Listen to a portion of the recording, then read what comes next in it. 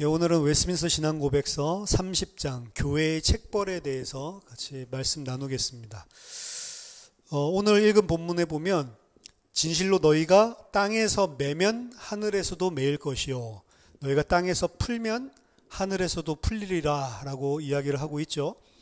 이 말씀은 오늘 18장을 우리가 읽었지만 16장에 베드로가 주님께 너희는 나를 누구라고 하냐 라고 물었을 때 주는 그리스도시요 살아계신 하나님의 아들입니다.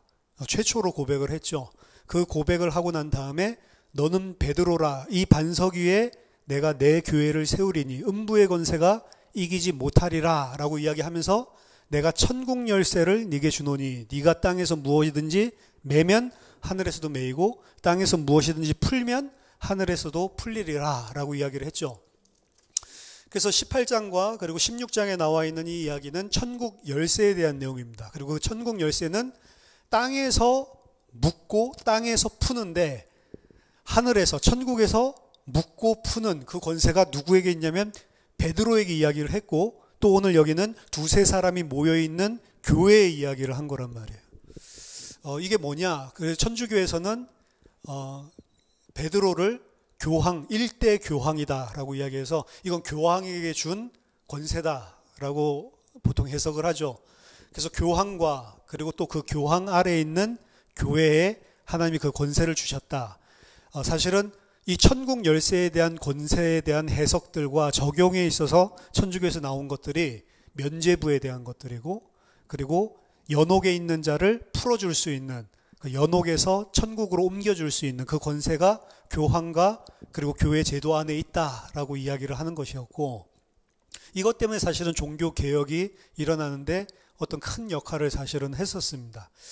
또 이제 그 천주교 사상에는 위에 공덕 창고가 있어요.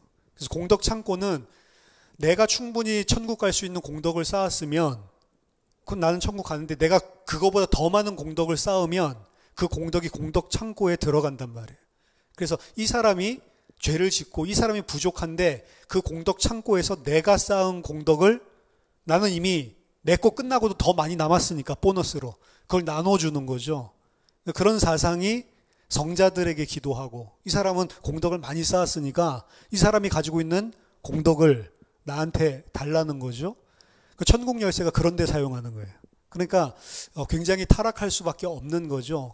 종교개혁자들은 그거에 반대해서 종교개혁을 일으켰는데 천국 열쇠에 대한 부분은 틀린 게 아니거든요. 그래서 그 부분에 대한 부분을 오늘 웨스민스터 신앙고백서 30장에서 설명을 하고 있는 것입니다. 천국 열쇠, 그럼 천국을 들어갈 수 있고 천국을 나올 수 있는 권세냐? 사람이 땅에서 교회에서 두세 사람이 결정을 하면 이 사람이 천국도 갈 수 있고 두세 사람이 결정을 하면 이 사람이 지옥도 갈 수 있다는 말이냐? 그런 극단적인 이야기는 아닙니다. 여기서 이야기하는 그 천국이라고 하는 개념은 우리가 구원을 결정하고 이런다는 소리가 아니고 교회를 이야기하는 겁니다. 두세 사람이 뭘 결정하냐면 결국에 하나님이 은혜를 베푸시고 하나님의 은혜로 구원받는 것인데 하나님의 은혜는 말씀과 성례와 교회에 총 집중돼서 쏟아진단 말이죠.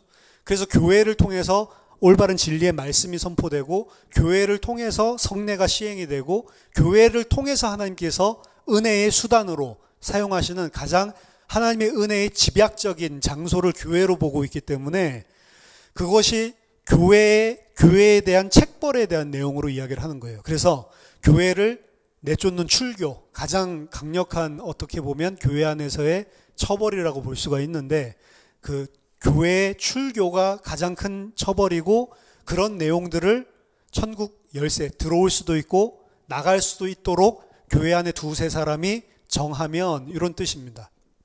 흔히들 오늘 18장에 나오는 본문을 가지고 두세 사람이 내 이름으로 모여서 기도하면 내가 그들 중에 있고 듣는다라고 이야기하니까 합심기도가 힘이 있다라고 이야기를 하는데 이건 합심기도 이야기를 하는 게 아니고 그 교회의 책벌에 대한 결정을 내리는 그곳에 내가 너희와 함께 있겠다라고 하는 그런 약속입니다.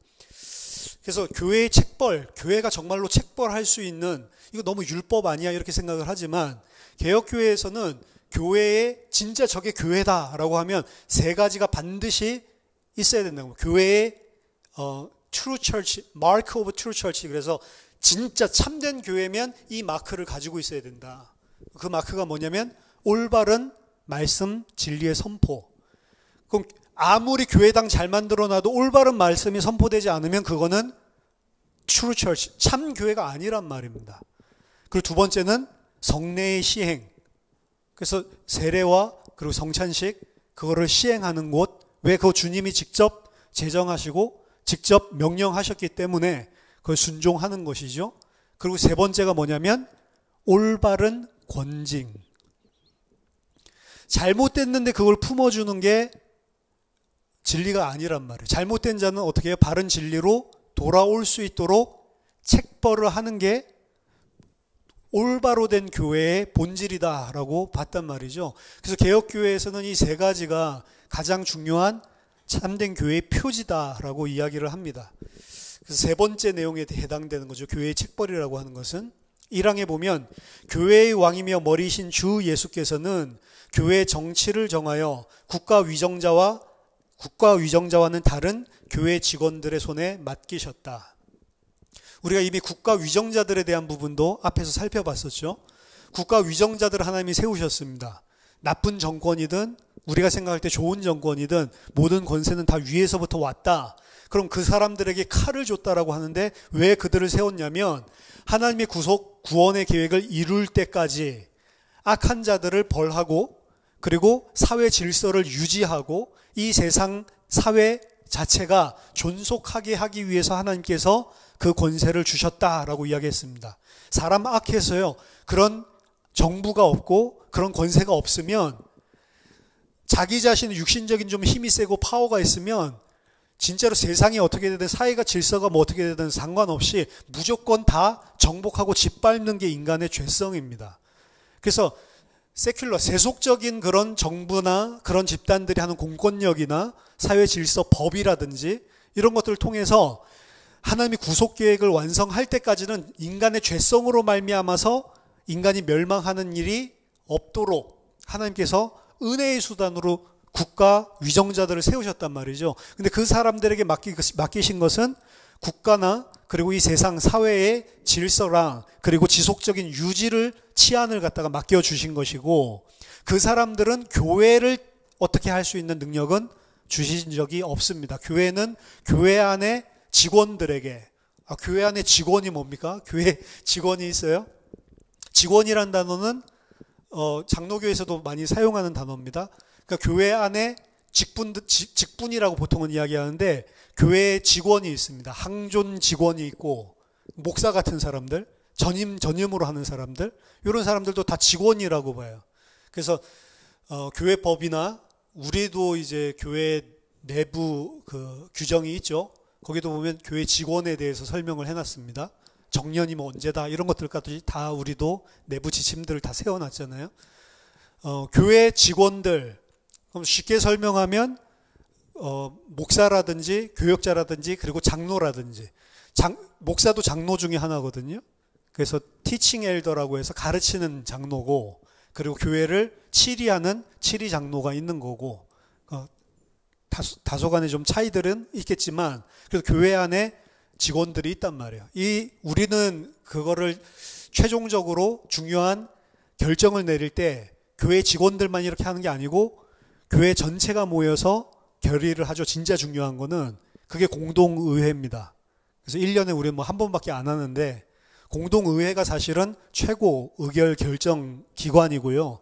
그 공동의회를 통해서만이 사실은 교단 가입 탈퇴 뭐 이런 그리고 이 교회를 존속할 것인지 이런 진짜 중요한 거는 공동의회를 통해서 하고 매번 다 그렇게 할 수 없으니까 어떤 중요한 것들을 계획을 세우거나 그리고 결정을 할 때 위임권을 줘서 당회라는 것들이 존재를 하는 겁니다. 그럼 이런 이제 책벌이나 이런 중요한 결정, 뭐 출교까지도 이야기를 하는데 이런 것들을 하려면 그런 시스템에 의해서 하도록 그냥 목사 마음대로 막 하지 않고 어떤 한 사람의 마음대로 하지 않고 이런 의결 기관을 통해서 하게 놨다고. 왜냐?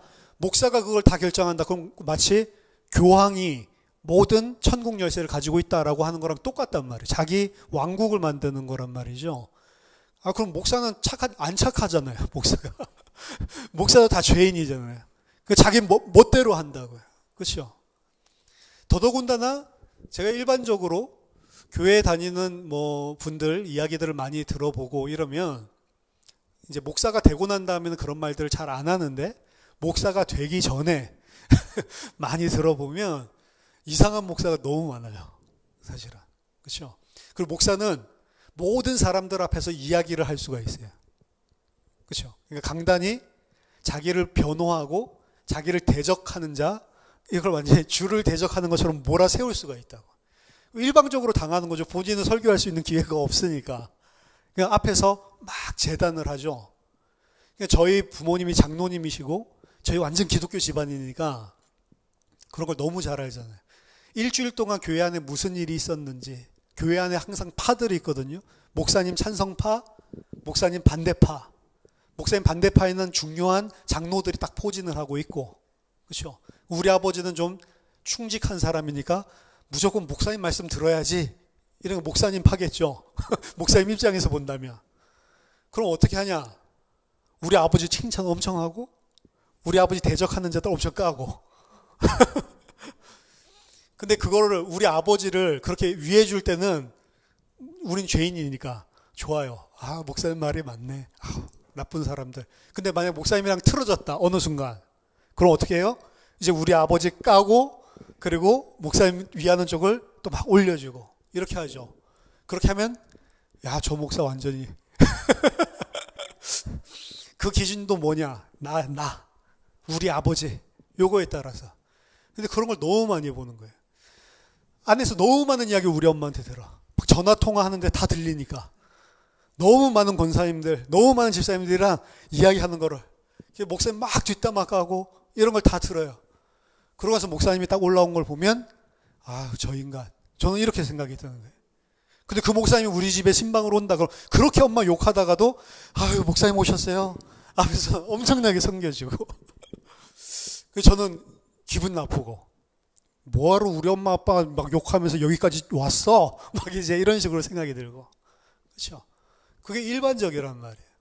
근데 보면 이 싸움에서 제일 유리한 포지션을 선점하고 있는 거는 목사더라고요. 왜냐면 말 가지고 자기 변명 다 할 수 있고 말 가지고 아주 합리화를 잘 할 수 있어요. 모든 사람들 앞에서. 그러니까 제가 그걸 보면서 목사의 죄성들을 많이 봤죠. 저는 안 그러냐?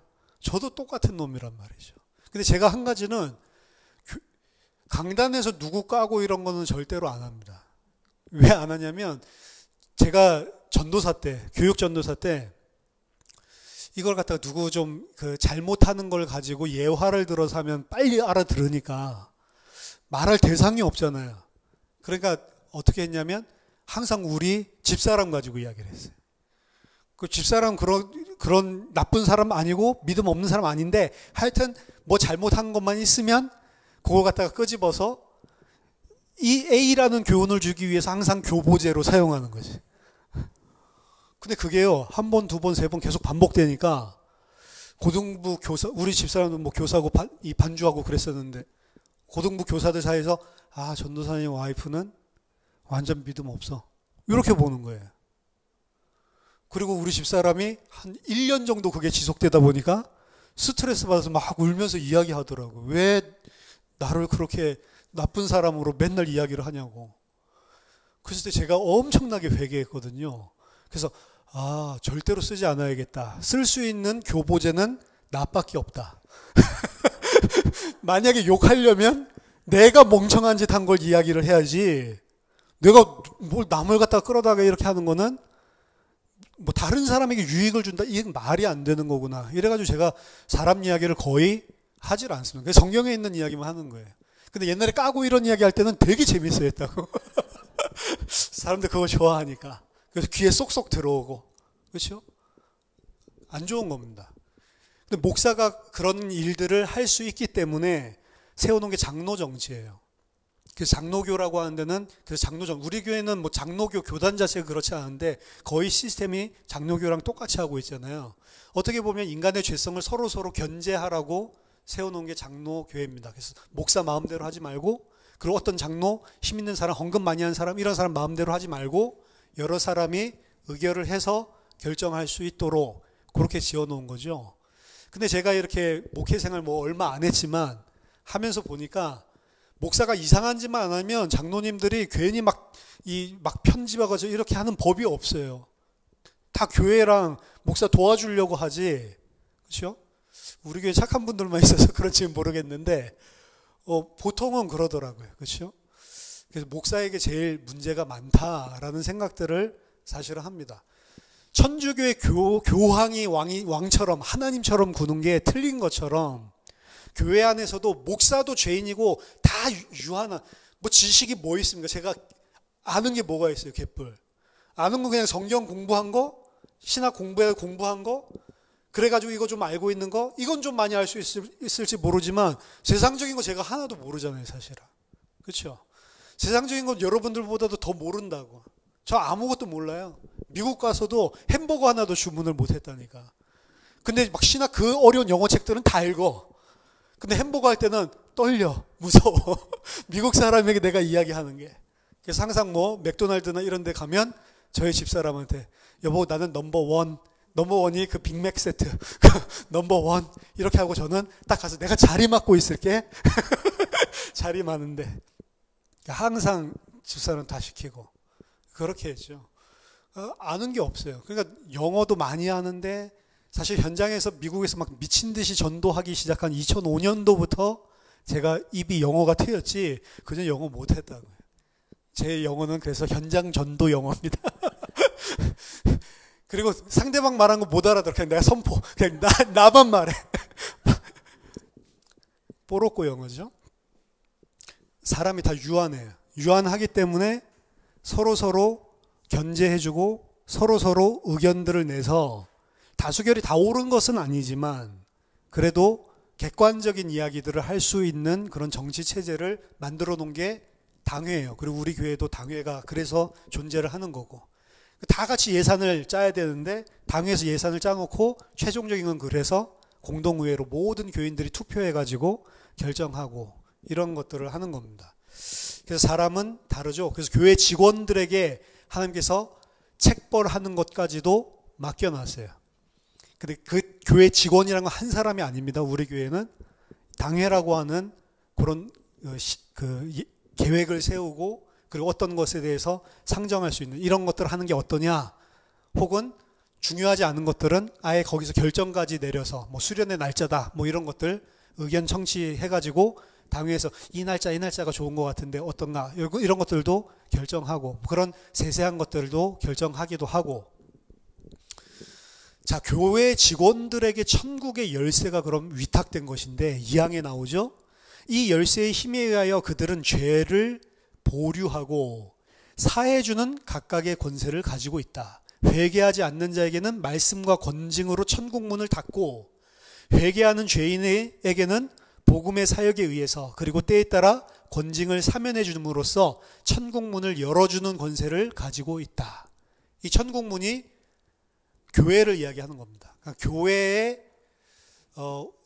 나올 수 있고 교회에 나오더라도 어떤 죄나 그리고 어떤 심각한 문제가 있을 경우 이 사람을 수찬 정지를 시킬 수도 있고 성례에는 참여하지 못하도록 근신하는 기간을 줄 수도 있고, 그리고 가장 강력하게는 교회에 너는 회원이 아니다, 아예 출교할 수 있는 것까지도 교회 직원들에 의해서 결정된다는 거죠. 근데 오늘날은 이런 것들이 안 먹혀요. 교회 출교당하면 어떻게 하면 돼요? 옆에 교회 가면 돼. 옛날에는 그게 안 됐거든요. 우리나라 장로교회뿐만 아니라 다른 데도 마찬가지였을 겁니다. 교회를 옮기려면 문제가 생겨서 이렇게 출교를 당한 경우에 다른 교회 그냥 가서 하면 안 되잖아요, 사실은. 그럼 사실 이 사람은 깨닫고 돌아올 가능성이 제로가 되는 거기 때문에, 그래서 사실은 뭐 교회의 권위를 세우기보다는 그 성도가 진짜로 깨닫고 돌아올 수 있는, 죄에 대해서 뉘우치고 회개하고 돌아올 수 있는 기회를 주기 위해서라도 이런 것들 당했을 때, 와, 이거 출교까지 당했으면 큰일이구나, 이렇게 생각을 해야 되는데 오늘날은 그렇게 생각을 안 해요. 출교 당하면 이 교회에서 출교 당해도 옆에 교회 가면 되지, 옆에 교회 오면 할렐루야인데. 그래서 장로교회는 이전부터 뭐가 있었냐면 이명서가 있어요. 이명서. 이 사람이 교회를 옮길 때에는 담임 목사가 이명서를 써줘야지만 받아줘요. 물론 저는 불신자인데 너무 예수 믿고 싶어서 왔어요, 이렇게 오면 모를 수는 있죠. 근데 대부분의 사람들이 출교까지 당할 정도면 교회에 큰 문제를 일으키거나 중요한 포지션 차지하는 사람들 많기 때문에 새신자처럼 들어가는 케이스가 없습니다.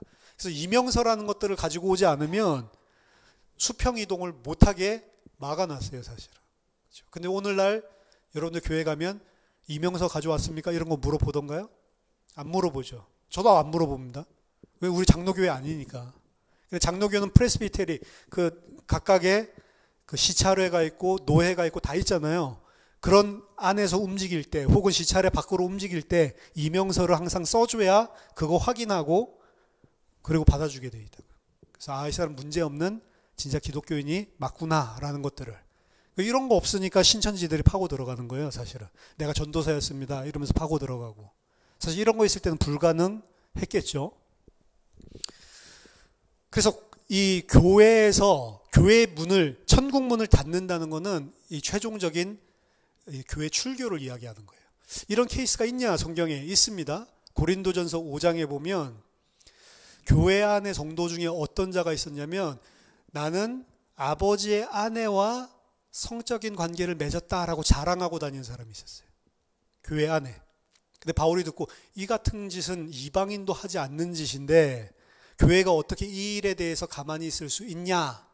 근데 그 고린도 교회의 문제점은 뭐였냐면 이 사람이 그걸 자랑스럽게 말할 수 있는 게 배경이 뭐냐면 내가 아버지의 아내와 잤다라는 걸 봤을 때 엄마와 잤다라고 안 하고 아버지의 아내와 잤다라고 봤을 때 첩이든지 아니면 새로 어머니가 돌아가시고 장가를 들었든지 아마 배가 다른 그런 엄마인 것 같아요. 그 아버지의 아내와 잤다라고 하는 거는 세상에서 보더라도 야, 뭐 저런 더러운 죄가 다 있어 이렇게 보는 거거든요. 근친상간의 죄인데 교회 안에서는 더 큰 사실은 죄라고 볼 수가 있는 거죠. 간음하지 말라는 말도 많고. 그런데 이 사람이 왜 자랑스럽게 교회에 떠벌리고 다니냐? 내가 믿음이 좋기 때문에. 나는 뭐까지도 믿냐? 예수 그리스도의 십자가의 피가 과거, 현재, 미래의 모든 죄를 다 사했기 때문에 내가 이런 죄를 짓는다고 나는 지옥 가지 않아. 나 하나님의 백성이야. 이 죄도 다 용서했어. 얼마나 자유하겠어요. 그게 구원파식이고 혹은 영지주의식의 잘못된 교리입니다. 영지주의나 그리고 구원파도 안에 보면 여러 가지 스펙트럼이 있는데 이단이라고 하는 그 요소, 그게 뭐냐면 모든 죄를 용서받았기 때문에 양심의 화인을 맞은 것처럼 죄를 지어도 무덤덤한 거예요. 왜? 이 죄도 다 용서해 줬어. 그 죄에 시달리면 그걸 뭐라고 하냐? 아직 죄에서 자유하지 못하고. 그래서 구원파 옛날에 뭐라고 물어보죠? 당신은 죄인입니까? 의인입니까? 물어보죠. 그럼 10중 8구 장로교인들 뭐라고 대답하겠어요? 저는 죄인이죠. 죄인이 천국 갈 수 있어요? 이렇게 물어본다고. 의인인데요? 죄 안 지어요? 이렇게 물어본다. 그럼 솔직하게 장로교인들은 죄인입니까? 죄 안 짓습니까? 물어볼 때 죄 짓거든. 늘 짓는 게 죄인데. 그렇죠? 그거 가지고 이제 딱 코를 걸고 넘어지는 거예요. 그래서 어떤 믿음으로 바꿔놓냐면 예수 그리스도의 십자가에서 당신의 모든 죄를 사했기 때문에 그걸 믿는 거고 거기에서 자유하게 죄와 사망의 죄를 지으면 죽어야 되는 죄와 사망의 법에서 너는 해방됐기 때문에 이제는 죄를 지어도 사망이 아니라는 거야. 그걸 안 믿으면 그리스도의 십자가를 안 믿는다는 겁니다. 아주 논리적이죠? 그래서 어떻게 만드냐면 죄를 지으면서도 안 찔리고 난 이 죄 지어도 하나님 백성이야. 이렇게 만드는 거예요. 그러니까 이 사람이 고린도 교회에서 엄청난 극악한 어떻게 저런 짓을 할 수가 있어 이런 죄를 짓고도 난 그래도 예수 그리스도 믿어. 이런 것들도 나는 아무 꺼리끼지 않을 정도로 나는 해방됐어. 그리고 믿음 좋다 이러고 있는 거예요. 그래서 거기다 대고 바울이 신랄하게 비판을, 그게 교회냐? 라고 이야기하는 거죠. 그 사람 하나 때문에 지금 교회가 전부 다 오염되고 있다. 누룩이 번지는 것처럼. 그래서 뭐라고 이야기하죠? 그를 사단에게 내어줘라 라고 이야기하죠. 그 사단에게 내어줘라 라는 게 출교입니다. 출교. 출교하는 이유는 뭐냐? 그래야 교회도 순전성을 유지하고, 그리고 그 사람도 진짜 깨닫고 돌아올 수 있는 기회가 주어지기 때문에. 고린도 후서에 보면 그 사람이 깨닫고 돌아왔죠. 그러니까 뭐라고 이야기하죠? 너무 눌리지 않도록 그 사람이 그것 때문에, 자신의 그 큰 죄 때문에 너무 눌리지 않도록 이제 품어줘라. 이제 회개하고 돌아왔으면 품어주라 라고 또 이야기를 하는 거란 말이에요. 그래서 교회는 율법 지키는 곳은 아닙니다. 율법 지킴으로 구원받을 수 없기 때문에. 그렇지만 율법이 아니라 그리스도의 은혜 받은 자로서의 당연히 나올 수밖에 없는 삶이 있어요. 그건 사랑인데, 그 사랑이 사실은 나올 수밖에 없는 걸로, 그러니까 율법이라고 하는 측면이 내 자발적으로 진짜로 감사해서 은혜에서 하는 게 아니고, 이걸 해서 뭔가 구원을 얻어보려고 한다거나 이걸 통해서 내 의를 쌓으려고 한다면 그건 아무 가치가 없는 거지만, 진짜로 내게 주신 은혜와 사랑에 감사해서 교회를 섬기고 주를 섬기는 삶으로 나오는 그 행위 있잖아요. 그 행위 자체는 죄가 아니라고요. 그러니까 무슨 교회를 잘못 이해하면, 아까 구원파식으로 혹은 영지주의식으로 이해를 해서 뭔가를 열심히 하려고 하는 거는 다 율법이야, 종교야, 또 이렇게 몰아붙인다니까요. 사람이, 그러니까 제가 계속 늘 이야기하는 거지만 계속 좌로나 우로나 치우쳐. 조금 놔두면 그냥 율법 종교로 가버리고, 복음 이야기하면 완전히 방종으로, 그리고 완전히 세상 사람들보다 더 못한 죄를 지으면서도 뻔뻔하게 나는 하나님 백성이라고 하는 쪽으로 가버려. 계속 이 사이에서 계속 혼미해가지고. 율법도 아니고 방종도 아닙니다. 당연히 나올 수밖에 없는 삶이에요. 그리고 의인입니까 죄인입니까? 말도 안 되는 이야기죠. 의인이라 칭함을 받은 죄인입니다, 우리는. 그래서 실질적으로 이 땅의 현실 속엔 죄를 짓지만 의인이라고 칭해 주셨다고. 그래서 칭의라고 하는 겁니다. 그렇죠? 정확하게 대답을 해야죠. 의인입니까 죄인입니까? 둘 다 답이 없는 거라니까. 의인입니까 죄인입니까? 의인이라 칭함받은 죄인입니까? 이렇게 물어봐야지. 물어보려면 왜 주관식으로 안 주고 두 개 중에 하나 골라라. 둘 다 틀린 답인데 그렇게 주냔 말이에요. 자, 그래서 교회는 교회의 순전성과 그리고 그 사람의 사실은 영적인 유익을 위해서 책벌을 하는 겁니다. 교회는 어떤 사람이 책벌할 게 없나? 이렇게 막 수사하고 다니는 무슨 형사처럼 그런 집단이 아니란 말이에요. 뭐라고 했죠? 사랑은 허다한 죄를 덮느니라 라고 이야기를 했죠. 그럼 여기서 책벌에 대한 죄는 뭐냐면, 우리 다 죄인인데 우리가 진짜로 짓는 죄에 대해서 책벌 당하려고 하면 아무도 남아나질 못해요, 사실은. 여기서 말하는 죄는 뭐냐? 덮으라고 그랬는데, 사랑으로. 여기서 말하는 죄는 그리스도의 영광과 진리를 가리는 죄입니다. 그렇게 할 만한 죄예요.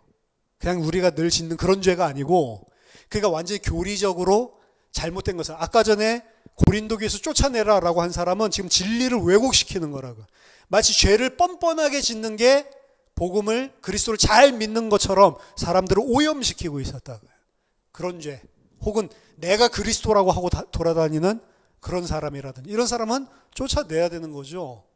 옛날에 보면 어떤 사람이, 저분은 시대적인 주의종이니까 저 주의종을 통해서 이 시대의 메시지가 나오고 그 메시지는 나를 통해서 성취된다, 막 이러고 돌아다니죠.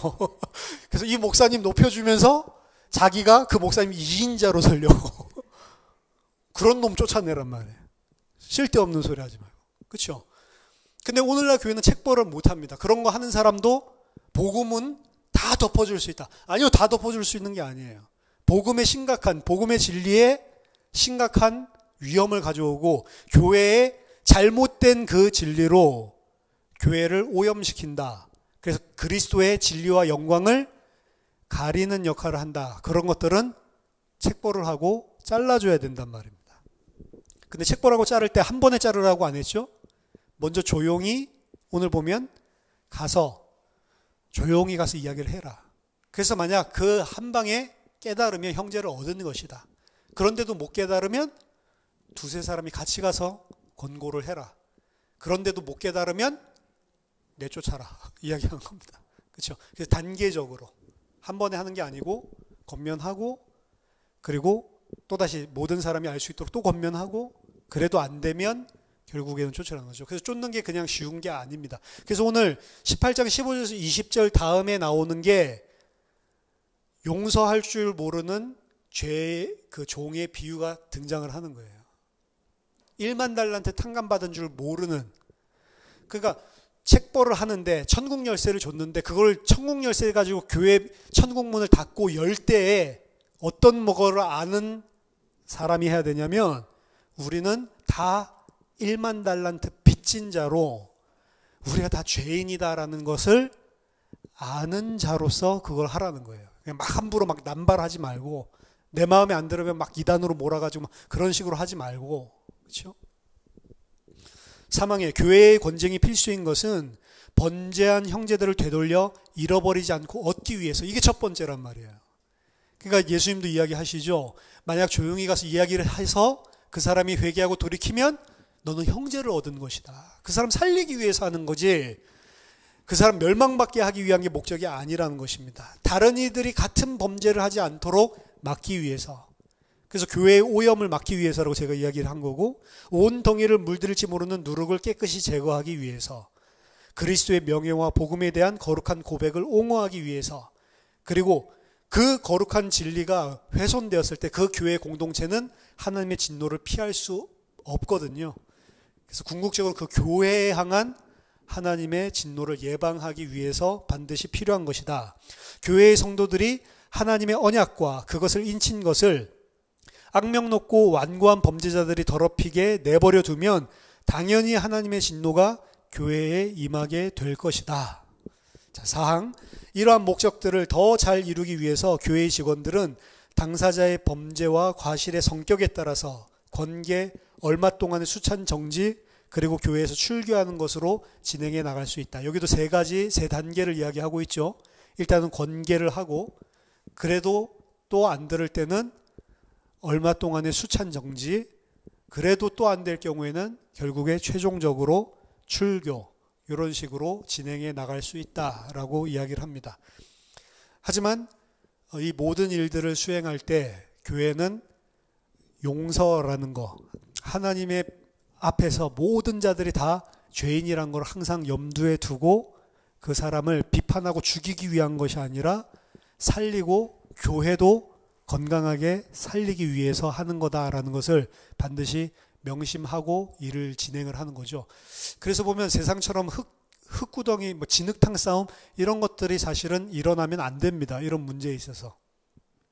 그 교회 안에 있어서도 오늘날에는 세상 법정에 나가서 하는 것들이 많거든요. 심지어 어떤 교회는 싸우면 경찰들이 와서 치고받고 싸우지 못하게 보호 요청해가지고 이 경찰들이 바리케이트 쳐놓고 이 예배드리는 사람들 보호해주고 다른 사람들은 들어가서 예배드리겠다고 막 폭력까지도 쓰고 이렇게 교회가 싸우는 경우도 있어요.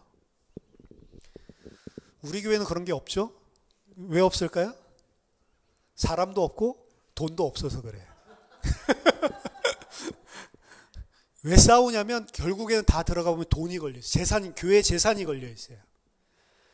교회 재산이 아니라면 그렇게 싸우지를 않습니다. 그럼 교회 재산은 결국에는 이것도 한국이라고 대한민국이라는 법적으로 재산이 등록되어 있는 거기 때문에 결국에는 진흙탕 싸움이 세상 법정까지 나가는 거예요. 근데 진짜 진리 가진 사람이라면 그냥 다 뺏기고 나오라는 이야기입니다. 오히려. 그럼 억울하잖아요. 그게 하나님의 뜻입니다. 그래서 우리 교회는 교회 재산이 없을수록 좋아요. 지난번에 우리 공동의회 할 때 보니까 우리 교회 재산 보셨죠?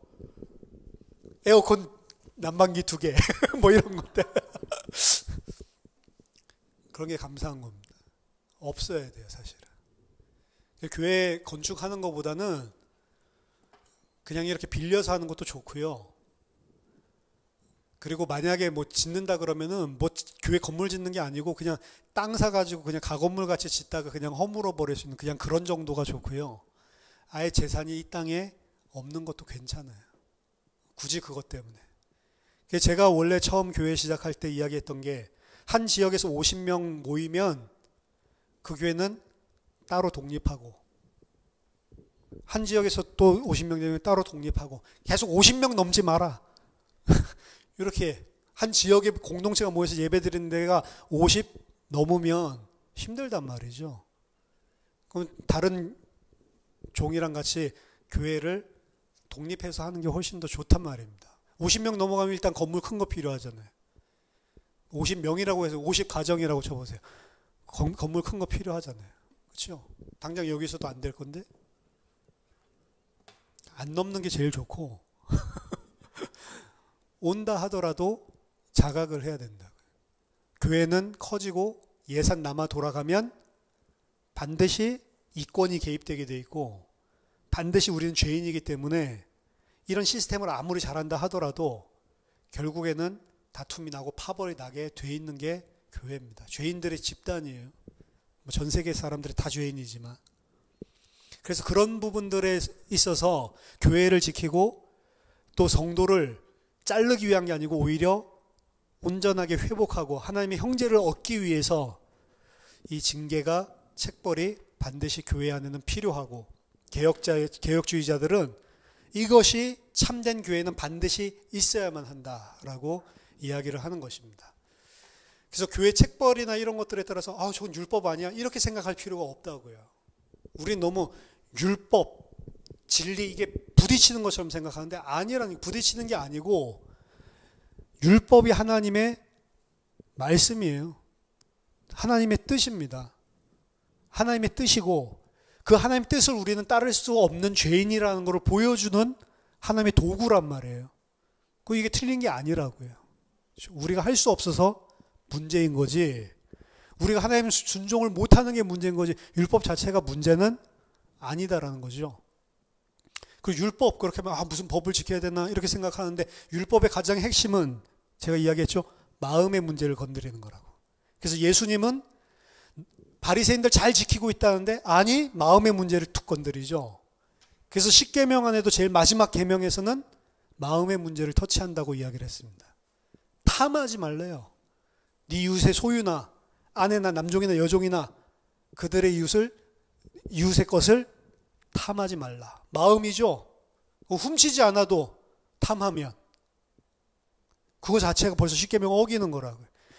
모든 하나님의 율법은 뭐에 포커스가 있냐면 행위가 아니고 거봐 너희들이 지금 마음과 힘과 뜻을 다하여 주 너희 하나님을 사랑하고 이웃을 내 몸같이 사랑하라고 하는 그 사실을 할 수 없는 마음의 죄가 가득하잖아. 그거를 드러내는 게 율법이라고요. 근데 왜 율법이 잘못됐어요? 드러내는 건데. 잘못된 게 아니고 우리가 잘못된 겁니다. 그렇죠? 그래서 그 마음의 문제를 해결할 수 있도록 하나님이 그리스도를 보내신 거예요. 사실은. 너희들이 할 수 없기 때문에 내가 그 마음의 문제를 해결하겠다라고 하는 게 그리스도의 대속이고 그리고 너희에게 새 마음을 주겠다. 새 영을 주겠다. 성령을 통해서 우리에게 새 마음을 줘서 부드럽고 순종하는 하나님의 아들로 만들어 가시겠다는 거죠.